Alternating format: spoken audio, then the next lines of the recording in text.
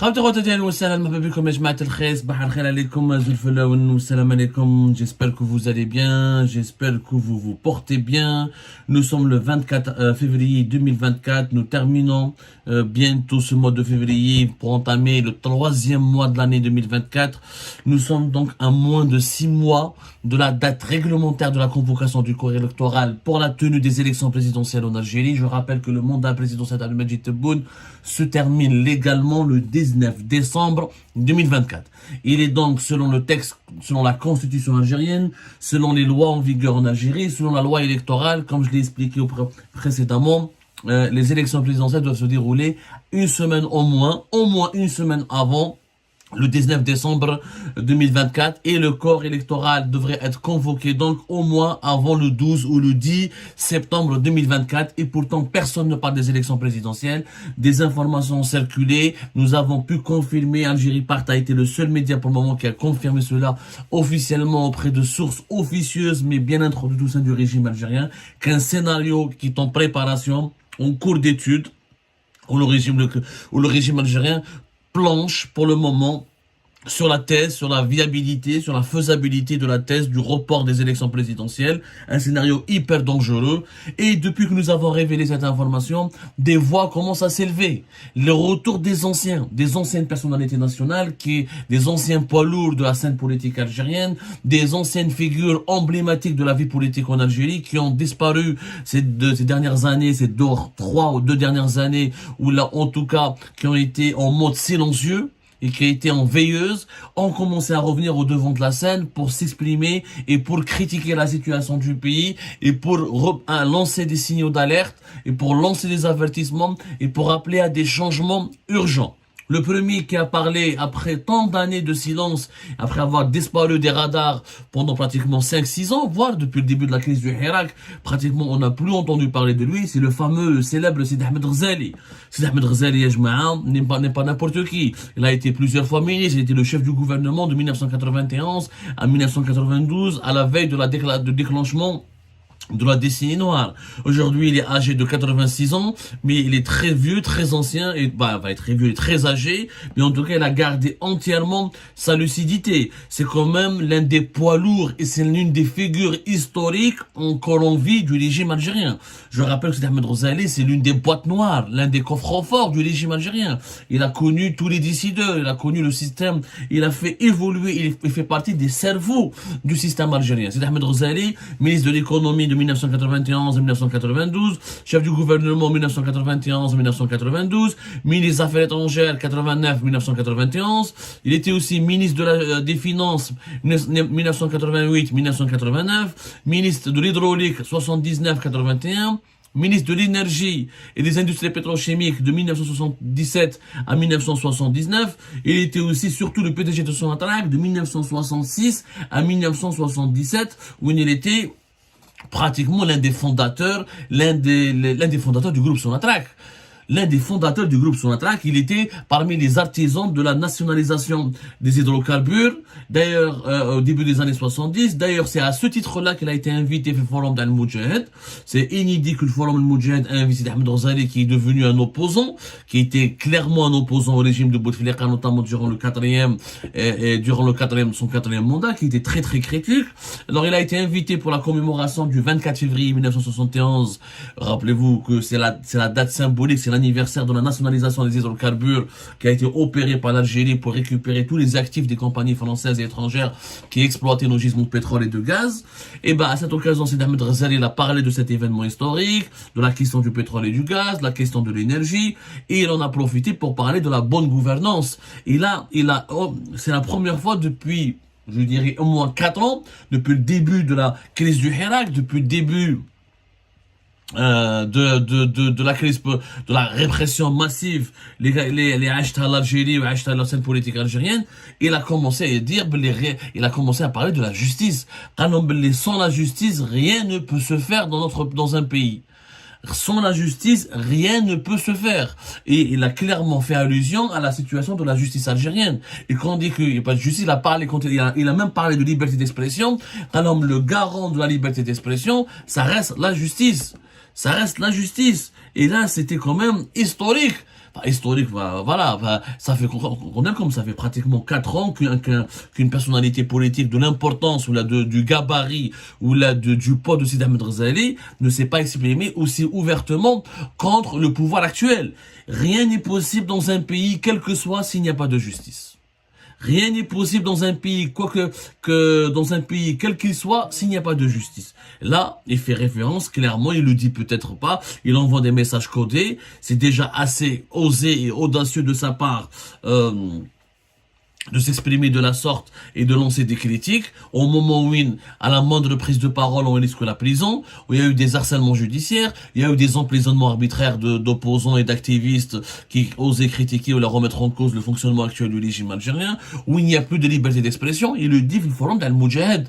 C'est pas dans les colons d'Al-Watan ou là dans le soir d'Algérie, le forum d'Al-Moudjahid. C'est vraiment, c'est osé de sa part dans le contexte actuel, le contexte liberticide. Aujourd'hui, nous vivons un contexte liberticide. C'est-à-dire qu'il n'y a plus de liberté d'expression, il n'y a plus de droit à la critique, de droit à l'autocritique et ni un droit à la remise en cause du système actuel. Nos prisons, chef Oussama Al-Qadi Hassan, chef ce qui arrive avec Moustapha Benjma, votre serviteur Abdou Samar, je suis condamné à la peine de mort, les sites, les médias libres sont censurés, les partis d'opposition comme l'LCD, le FFS ont été réduits au silence, contrôlés et plusieurs de leurs leaders sont sous contrôle judiciaire ou la poursuivis en justice. On passe général à l'Irdé, il est toujours en prison. L'Algérie est devenue aujourd'hui une prison à ciel ouvert. Sidi Ahmed Ghazali qui s'exprime maintenant et de la sorte, c'est un message qu'il veut, c'est un avertissement qu'il adresse au régime. C'est qu'on ne peut pas continuer à maintenir le pays dans la mauvaise gouvernance. Il le dit, regardez ce qu'il dit, c'est très intéressant. Pour moi, les instruments de la gouvernance, c'est 4 secteurs. La justice, la sécurité, l'éducation et la régulation économique. Sans ces 4 instruments, il est impossible d'avancer. Nous parlons pas de démocratie, ce sont des mots creux, mais d'état de droit.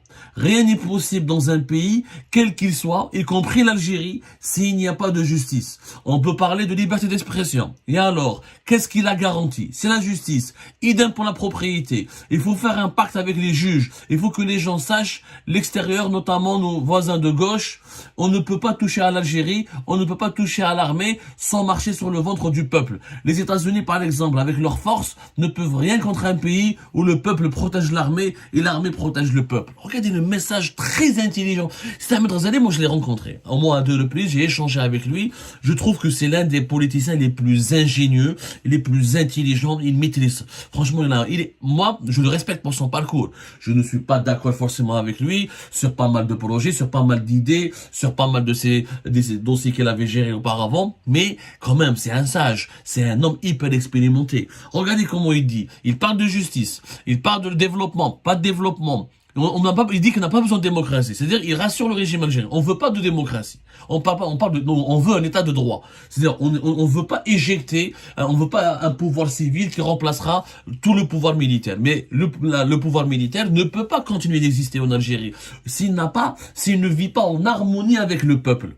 Et cette harmonie avec le peuple, pour qu'il y ait une harmonie, il faut qu'il y ait une justice. Il faut qu'il y ait un pacte avec les juges qui emprisonnent les opposants, qui interdit la liberté d'expression, qui réprime les médias et les journalistes, qui réprime les activistes et la société civile et les défenseurs des droits de l'homme. C'est la justice, qui est le principal instrument de répression actuellement en Algérie. Et là, Sidi Ahmed Ghazali ne le dit pas rien. Alors, nous sommes en 2024, il a attendu 2024, le 24 février, 2 jours après le 22 février, la date du Hirak, 24 février, date symbolique, nationalisation des hydrocarbures, pour adresser des messages politiques clairs au régime de Tebboune. Lâcher du lest, arrêter d'instrumentaliser la justice, respecter l'état de droit. Sinon, le peuple risque de se réveiller encore une fois, de se révolter. Et si l'Algérie, comme elle est menacée aujourd'hui par des menaces périlleuses, comme il y a des périls, comme il y a des menaces périlleuses qui proviennent de l'étranger, et ben on risque d'avoir de gros problèmes de stabilité et de sécurité nationale, parce que il n'y aura pas en l'absence de justice, il n'y aura pas d'harmonie entre le peuple et son armée. Et c'est ça l'analyse que Sidi Ahmed Ghazali est en train de lancer. Et c'est le premier qui a osé, qui a ouvert sa gueule. Il a ouvert sa gueule à 86 ans, il a décidé de prendre le taureau par les cornes pour s'exprimer officiellement et pour secouer le régime Tebboune. à 6 mois de la date réglementaire de la convocation du corps électoral. Il y a 9 mois dans l'organisation des élections présidentielles. Et s'il n'y a pas de justice, il n'y aura pas de liberté d'expression, s'il n'y a pas d'état de droit, il n'y aura pas d'harmonie entre les institutions du pouvoir et le peuple. Et s'il n'y a pas cette harmonie, on ne peut pas organiser une élection dans des conditions agréables, tranquilles et sereines. Et là, la stabilité du pays, elle est menacée. Juste après Sidi Ahmed Ghazali, Louisa Hanoun a pris la parole. وحنا على بالنا بلي سيدي احمد غزالي ولا لويزا حنون, ils appartiennent peut-être pas au même camp idéologique, mais ils appartiennent au même camp politique. Sidi Ahmed Ghazali avait d'excellentes relations avec le DRS du général Toufer. Sidi Ahmed Ghazali, c'était l'un des défenseurs du système DRS. C'est même l'un des grands amis du système DRS et de la préservation de la sécuritocratie algérienne et de son maintien en tant que force motrice du pouvoir. Louisa Hanoun, c'est aussi l'une des grandes amies du DRS du général Toufer. Et elle était aussi une grande partisane de l'État profond, qui est l'État sécuritaire, qui doit veiller sur l'équilibre du pays, sur sa sécurité nationale. Ce n'est pas la même idéologie. L'un est capitaliste pour l'économie du marché, l'autre elle est socialiste, mais sur le point concernant les relations avec les appareils sécuritaires, ils partagent les mêmes valeurs, la même vision, ils ont la même proximité avec les mêmes centres du pouvoir qui est le système DRS. Eh ben, Louisa Hanoun, elle s'est exprimée encore, elle a parlé elle s'est exprimée le 23 février dernier, elle a dit que l'année 2024 sera une année charnière pour notre pays et notre peuple, et elle a repris le même discours que Sidi Ahmed Ghazali. Choufou, il y a une concordance, comme si les deux personnes ont parlé avec le même homme ou avec la même personne, comme s'ils fréquentent, ce qui prouve qu'ils fréquentent les mêmes cercles et qu'ils ont la même analyse et qu'ils partagent les mêmes inquiétudes et qu'ils partagent les mêmes craintes. Parce que Louisa Hanoun aussi, elle a parlé de la justice. Elle a plaidé pour une ouverture du champ médiatique et politique afin d'immuniser le pays contre tous les dangers et les manœuvres de déstabilisation d'entités hostiles. Alors, elle a fait un meeting le 23 février à Boumerdès et donc c'est une action inédite. C'est la première fois qu'elle fait un meeting public. Auparavant, ses actions étaient vraiment cadre privé, informel, à se déplacer pour rencontrer les gens qu'elle connaissait, pour parler avec des gens proches du régime, etc. Mais là, elle a fait un meeting public et elle a parlé des souffrances des masses populaires, du risque de l'anarchie, de la menace de la déstabilisation à cause du sentiment de justice. Ou le sentiment d'injustice, le sentiment d'absence de justice. Regardez ce qu'elle dit. Condamner un commerçant qui avait stocké 28 sachets de lait à 5 ans de prison est une grave injustice. C'est une critique très claire contre le système judiciaire actuel du régime Tebboune, qui a utilisé la loi, elle fait référence à la loi criminalisant la spéculation de décembre 2021, qui a effectivement permis l'emprisonnement d'un nombre incroyable de commerçants pour soi-disant des pratiques illicites de spéculation, à savoir le stockage de produits de large consommation, de produits alimentaires, de produits agricoles, et ils ont été accusés par les services de sécurité et par la justice de vouloir provoquer une hausse des prix ou là des pénuries sur les marchés nationaux, sans qu'il y ait la moindre preuve palpable, parce qu'on a le droit de stocker, stocker 30 ou 28 sachets, tu vas pas provoquer avec un stockage de 30 sachets une pénurie de sachets de lait. Elle a même donné un chiffre effrayant. Elle parle, selon elle, de 50 000 à 60 000 commerçants de personnes qui ont écopé de lourdes peines, alors qu'une simple amende aurait suffi. Je ne sais pas d'où est-ce qu'elle tient ces chiffres. 60 000 condamnations à la prison, c'est quand même très grave. La population carcérale de l'Algérie, elle était de 90 000. Si on a condamné 60 000 d'avance supplémentaires, je crois qu'elle se trompe. Peut-être qu'il y a 5 000. Je crois pas qu'il y a 60 000. Mais en tout cas, là, jeter un véritable pavé dans la mare. Elle parle de dérapage de la justice. Elle dit, il est vrai que nous ne sommes pas dans le gouvernement, nous n'avons pas de députés ni de ministres, mais cela ne nous a pas empêché d'aider les citoyens victimes d'injustice ou de décisions arbitraires en exposant leurs doléances. Mais il y a des décisions d'en haut qui ne sont pas respectées et cela traduit un problème dans le fonctionnement des institutions. Donc, elle pointe du doigt des dysfonctionnements dans le pouvoir actuel, qui ne respecte pas ces décisions d'en haut. Qui prend des décisions d'en haut? Tebboune. Donc, elle est là, c'est juste après, Sidi Ahmed Ghazali, la sortie de Louisa Hanoun démontre qu'il y a une dynamique. il y a une dynamique, les langues commencent à se délier, les personnalités politiques les plus emblématiques de la vie politique en Algérie commencent à se mobiliser, à parler, à s'exprimer, à critiquer la situation actuelle et à tirer la sonnette d'alarme en prévision des élections présidentielles. Il y a un véritable courant au sein du pouvoir algérien qui a peur d'une crise politique importante en décembre 2024, qui a peur de l'annulation du report des élections présidentielles et qui a peur de l'impact du déclenchement d'une contestation populaire violente à cause des injustices qu'on inflige à la population et qui a peur que le régime actuel n'est pas suffisamment solide pour protéger le pays contre les menaces extérieures. Et c'est pour cette raison que le changement devrait être nécessaire, voire urgent.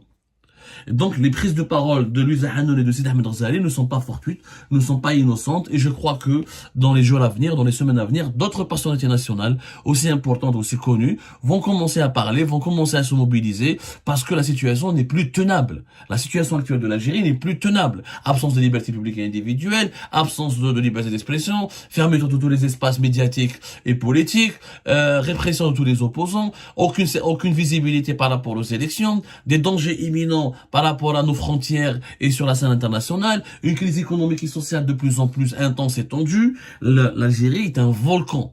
Et elle est assise sur un volcan qui pourrait exploser à n'importe quel moment. Et là, il y a des courants au sein du régime algérien qui ont pris conscience du danger et qui s'essayent de faire du lobbying et des pressions sur Tebboune pour que Tebboune procède à des changements, pour qu'il accepte des compromis et pour qu'il change la situation actuelle avant que ça soit trop tard.